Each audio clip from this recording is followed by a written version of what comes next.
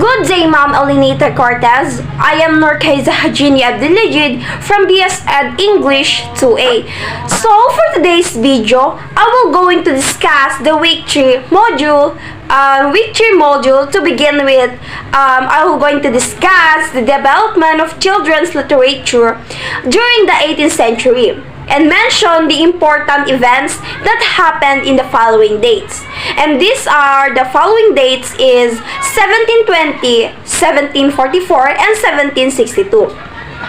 This early history of a children's literature illustrates how societal change influenced writers and book publishers to create and produce books, specifically for children. As a market for children's literature has become firmly established in the 18th and 19th centuries. Change in children's literature in the 20th century were related to the content of books. During the 18th century, by John Newbery, a writer of children's book, greatly influenced children's literature by starting the first publishing house. Dedicated to children's stories, he published his own stories as well as the works of other children. The book authors is, according to Gandhi in 2004, the idea of a publishing house just for children's stories reflected a shift in how society thought of children. During the 19th century, greater numbers of books were written for children's play and enjoyment, including the first picture book, which was written by the Random Caldecott. And in the 18th century, the English began to perceive children as imprintable individuals who could be taught morals and conduct. To support this new thinking, authors began to write literature for children, with the intent of teaching them. The goal of children's literature was didactic.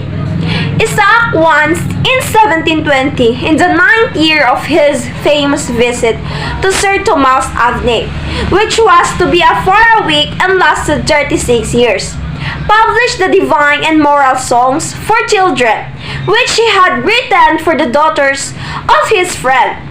He wrote too An Art of Reading and Writing English and published in 1726. The Knowledge of the Heavens and Earth Made Easy, or the First Principles of Geography and Astronomy, explained his catechism for children and youth and short view of the whole scripture. History in Questions and Answers appeared in 1730. Dr. Watts composed for copybooks moral hymns, beginning with every letter of the alphabet, and verses enumerating the signs of the zodiac and the order of the planets. One of the letter placed the Earth in the center of the solar system, according to the vulgar belief of the time, and another agreed with more modern ideas. Some as the theology of half hymns. The others and the moral songs are so sweet and lovely in spirit that they are as good for the children of today as they were for the little girls and Theobalds. Another one is, in 1744, John Newbery published a little pretty pocket book. The volume has heralded as the true first book, intended for children's pleasure reading. As the paper and printing become more economical, the children's book industry veritably boomed during the 18th. John Newbery is a little pretty pocket book in 1744. First is significant publication for children, so their education and also their enjoyment. A collection of songs, moral, tales, crud, woodblock illustration. For the another one year, 1762, Rousseau in the Moral Tale expressed his ideas about education in Emilio. 1762 emphasized the importance of moral development through simple living. Books taught children how to be good and proper. Human beings. Children's writing was considered inferior to adult writing and therefore mostly composed by women. Yes, mostly composed by women. According to John Newbery and Randolph Caldecott are recognized for their contributions to children's literature through the Newbery Medal and Caldecott Medal, which are awarded to the most distinguished authors and illustrators in America.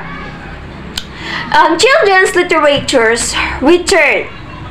And for the Margaret Wise Brown is most known for writing Goodnight Moon in 2006 and has also written.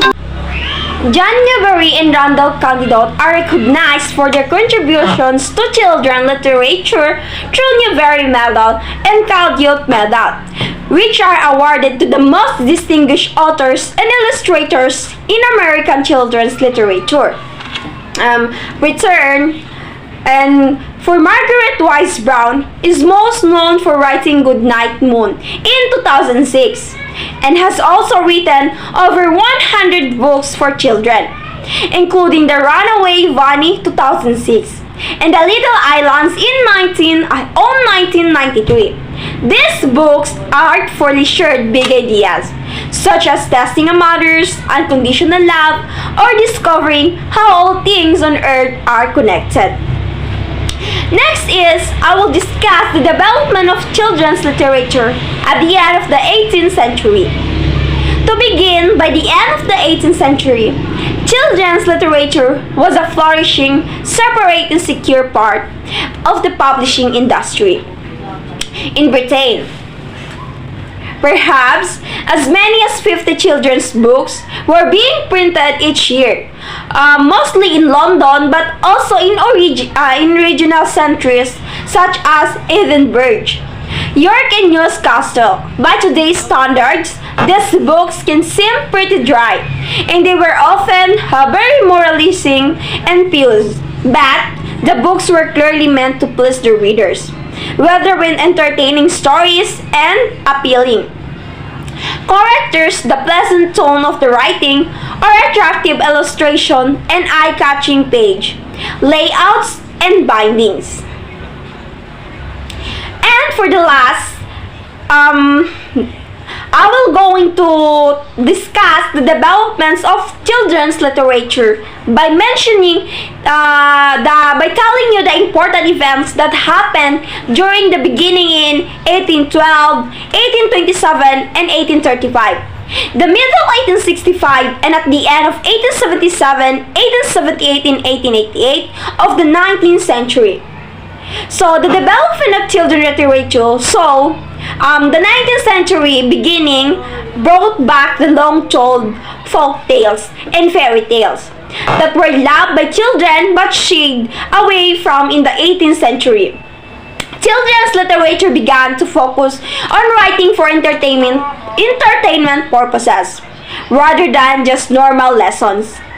In 1812, Kinderand Hausmärchen, a children's and household tales by Wilhelm and Jacob Grimm. In 1827, the Youth's Companion's first publication, a magazine geared for children. And for the 1835 is Fairy Tales by Hans Christian Andersen. In the 19th century, middle in 1865, Alice's Adventure in Wonderland by Lewis Carroll. This book is often seen as the first book written purely for entertainment purposes. The captivating characteristics and wild fantasies are still being recreated and told today in recent movies, geared for both children's and adult audience. The 19th century ended with the invention and improvements made to color printing children's. Books started to have vivid illustration. The end of the 19th century is when children's literature really came into its own and continued to develop in the 20th century. In 1877, The Bailey's Opera by Walter Crane, Children Illustration. In 1878 by John Gilpin's Ride by Randolph Caldecott, Children in Illustrations. In 1888, The Pied Piper of Hamelin by Kate Greenaway, Children's Illustrations. And that's all for today's video for the Witchy. Thank you so much.